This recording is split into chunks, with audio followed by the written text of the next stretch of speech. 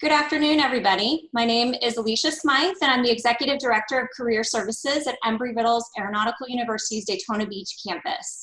Before we get started, we just have a few housekeeping tips for you. First off, this webinar is being recorded. The link will be sent to you after the presentation if you RSVP'd in Handshake or if you filled out the Zoom intake form.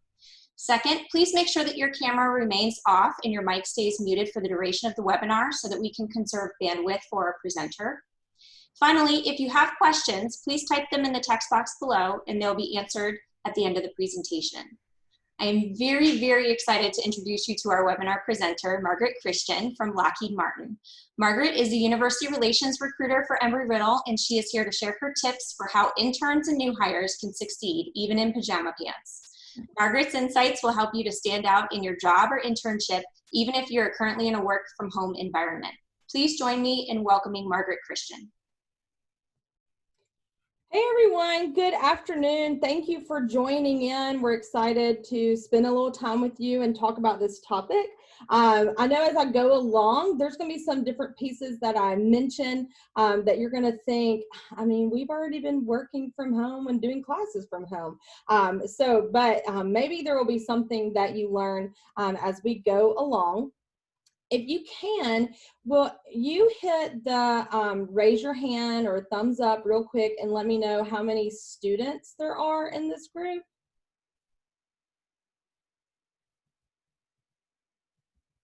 Awesome. All right. Are there any alums in the group? You all put your hands up. Okay, a couple. Cool. Awesome. Well, thank you. Well, I'm going to add right now to the chat box not only my contact information, but also you'll see an event URL there. I know you did some registration pieces through Embry-Riddle, but with Lockheed Martin, when you engage with us, we move you through our talent pipeline. So should you apply for a job at Lockheed Martin, then you'll be able to, we'll be able to connect the fact that you've already participated in an event with us. I'll also put my LinkedIn there as well, and I would love to connect on LinkedIn. Also our YouTube channel, as well as our college jobs website. We do consider folks who have graduated since for the past 3 years, so within that 2017 to 2018 group, those early career folks, we do consider them to be still college hires. So for those of you who are early career, you can still use that link. Everyone else, you'll just use the Lockheed Martin jobs website, just without that college students in. So we're going to move to the next slide here to kind of look at what our agenda is for today's session. With this, I'm going to tell you a little bit of my story, and you can see that link is there too for the event as well. And then we're going to talk about your settings, your part, and your success, and then we'll see if there's any questions. So as you can see, we'll go through a myriad of topics today. So again, thank you for joining us. With the next slide, just kind of talking about my story. I moved from higher ed recruiting to corporate recruiting back in November. On a Friday, I worked in an office, and on that Monday, I was working from home in my guest bedroom of my house. It was a quick change. It was one that to be honest with you all, I struggled with at first, but I found a rhythm and a routine very quickly. While working at UA, I managed 5 student organizations, the largest of which was 350 members, and the smallest was 35. I've also managed fleets of student workers, grad students, and early career staff. So I understand where you all are coming from and where you are, and in your experiences. I've worked with a number of students. I've seen the good, the bad, and the ugly. So we're going to talk about the good side today. With the sudden work shift with COVID-19, just the way that you were with school, and some of you with work, I did have a few of my past coworkers who reached out to me and literally said, how do you do this every single day? It was just so different from them. It was a very stark contrast. contrast. And then understand that as we go through this PowerPoint presentation, I give you pointers. Really just be true to yourself and do what feels the best for you. When it comes to making this type of change, there's going to be plenty of trial and error, and each of us are different. So let's look at the next slide here. Let's first talk about your workspace. There are plenty of infographics out online that can discuss many of different work from home options. And trust me, I understand that when it comes to even just having a desk in your home, that is a level of privilege. Many of my coworkers with Lockheed Martin, who when COVID-19, we switched to, or they switched to work from home, they had to take over different areas of their home, albeit the dining room, the kitchen table, kind of everywhere. They kind of had to space themselves out. But nonetheless, desk or no desk, you want to pick a spot, an area with the least amount of distraction. Now, studies have shown that, you know, for high school students and for college students, when it comes to taking a test, their area, if you take your final or just a regular classroom test in the classroom where you learn the subject, you're going to do better and score higher than if you take it in a different room. So there is something about the setting in which you are in and which triggers your mind and allows you to perform the best. Also, when it comes to other studies that I've read about, when I was kind of looking at, you know, the different options, you know, even just if you study in your bedroom and you study just sitting on the bed, your mind has a hard time disassociating the work you do from laying in bed to actually sleeping. So it has been found that people have a hard time falling asleep once they start doing work or schoolwork just sitting in the bed because their mind can't turn itself off. It just struggles with that. Personally, I tried the couch, and to be honest, it took more of my being to not turn on the TV than to actually do my work. It just didn't work for me. So pick a spot in your home that's going to offer your employer the best of you. Also, test your camera. This is twofold. Not only does it help you learn what those of you who you are meeting with can see of you physically, but it also helps you learn what can be seen behind you. And now I have been a part of some student events this spring, none with Embry-Riddle, but some in which I can see some very interesting backgrounds. I will say also, you know, think about this when it comes to doing a virtual interview type opportunity. One of my coworkers was interviewing a student. They didn't realize that their roommate was at home, and their roommate walked across the room in which they were in, and the roommate was naked. And my coworker just had to stay straight-faced, looking forward, continue the interview. And the student on the other side didn't really know what was going on in the background and later had to reach out and apologize for what happened. So just really pay attention to that. Also with Zoom backgrounds, think about being professional. Use funny ones when you know it's appropriate. I have seen a student pop on with a background that was a SpongeBob SquarePants type opportunity. To be honest, when my boss, her birthday was earlier this month, and so we did a Zoom, and I added a Zoom background that said happy birthday, and it had unicorns and hearts, was really cute. And I logged on to help with a UC Berkeley event, and I did not realize that Zoom keeps your Zoom background. Even if you log off and log back on, that same background will be there. So I had to quickly scramble to get that taken off. I tried to keep my face straight. I don't think any of the students actually noticed it, but I find that is one of those falling upward stories. You know, it's one of those opportunities where I had the chance to learn. Also, when it comes to organizing your space, organize your desk the way it would be in a work in a work setting. If you were in the office, if you were able to be there, this will also put you mentally into work mode. And some of you were studying in dorms and had to, go back home, different things like that, or you were in an office working or maybe finishing your degree, and now you're back home. And if there's anything that you used to do in that type of setting that was kind of a routine, try to your best to find that routine. In my old office, I always had a lamp on my desk. And the first thing I did when I walked in was turn on that lamp. So I added a lamp into the room where I work now just to kind of help my brain with that click. I also had a routine of sitting down, checking my emails, and then luckily right across from my building was a Starbucks, and then I would go get my coffee.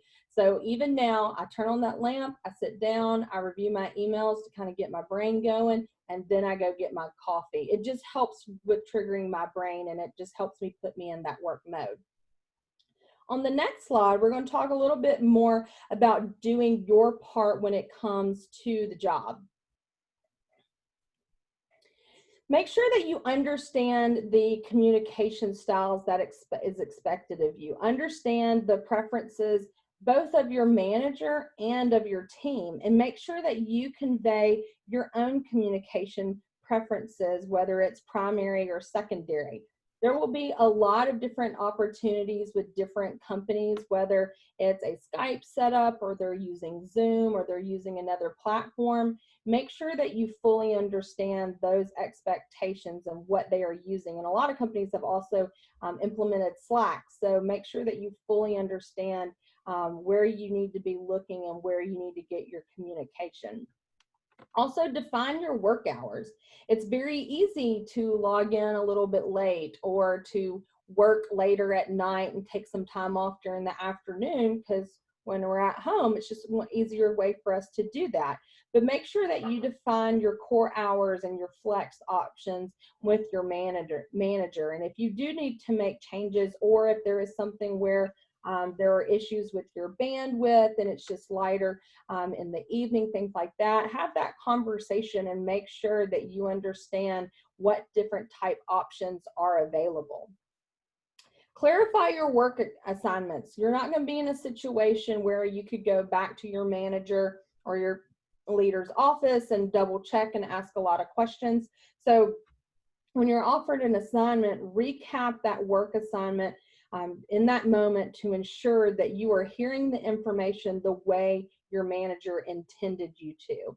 Understand where the resources that you need to do your work are stored, and make sure that you are able to log in and have access to those pieces as well, because you don't want to get too far into things and realize that there was a section that needed an extra level of login and you don't have those permissions. So verify the fact that you have that access.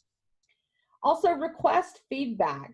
You should be able to receive feedback from your manager, whether formal or informal, along the way. A good manager should have that open line of communication, but make sure that you understand what the assessment and performance timeline will look like, and share your preference for informal and just the back and forth to make sure that you're enjoying this opportunity as best you can, because this is a growth opportunity for you.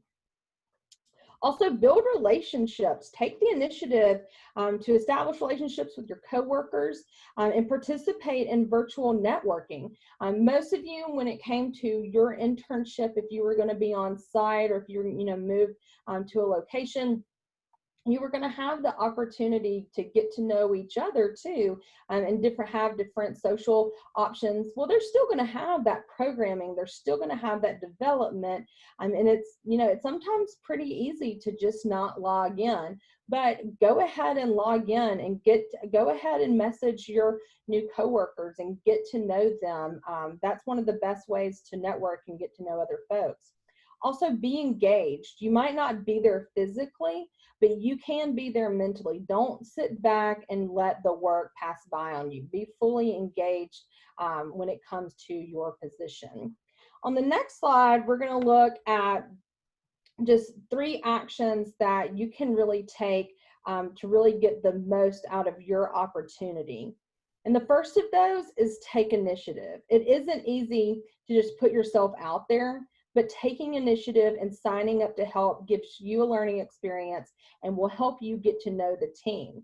If you see a need, if you see that there's a piece, a platform that they could be using to help, whether it be communication or something along those lines, if you know of a way that it could be met, take the initiative to mention the solution. You could change the way a company works day to day. Of the students I've worked with, the ones who stand out the most were the ones who really put themselves out there and really stepped up. Also, participation. I mentioned this a little bit before, but you will get into this work from home experience what you put into it. If you only put into it sitting back, watching Netflix, all you're going to get out of it is a few more seasons of your current show. If you sign up for extra work, if you attend the optional meetings, if you show up for the virtual water cooler talks, you'll receive a greater skill set. You'll make those connections and you'll grow personally and professionally, which is what this is all about. And lastly, communication. Now more than ever is the time to build your communication skills and to learn how to best communicate with others. This is your best opportunity to connect. And really, your experience is what you make of it. Simply working from home, you are building essential skills. Make sure to put those skills on your resume. Make sure to note the fact that you were work from home, that you were able to manage yourself remotely, that you were able to do those things. And remember too, most virtual situations are a first-time experience for all of us, not only for you, but for your manager as well. So give some grace. If you see that there are some things that are different in that when it came to you logging into your classes, you didn't see your professor's children or the dog coming by, things like that. Give a little bit of grace because we're all at home and we're all in this together. So does anybody have a question? On the next slide, you're going to see not only that link again that I would love you guys to fill out, but also my contact information, my cell number, and then my email, and then my LinkedIn is up there too. But I would love to answer if any of you guys have any questions about things. I would love to help you out. And y'all can enter those in the chat box.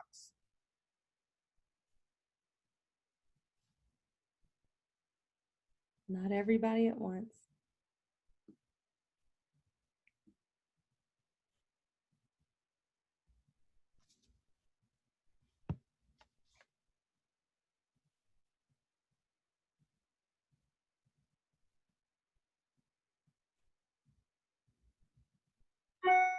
Well, all right. I must have done pretty well. I must have covered a lot of things. Again, I would love for you to go to that link. I know we had a couple of people who logged in and chimed in after I'd gotten started, so I'm going to repost my information in the chat box there. It's got not only my email address, but also the link for this event for you to connect with Lockheed Martin. But I've got my LinkedIn there again, as well as our YouTube and our college job site. So I would love to connect with you guys even later on. And if you have questions, please feel free to reach out with me, whether it is via LinkedIn message or it is via email.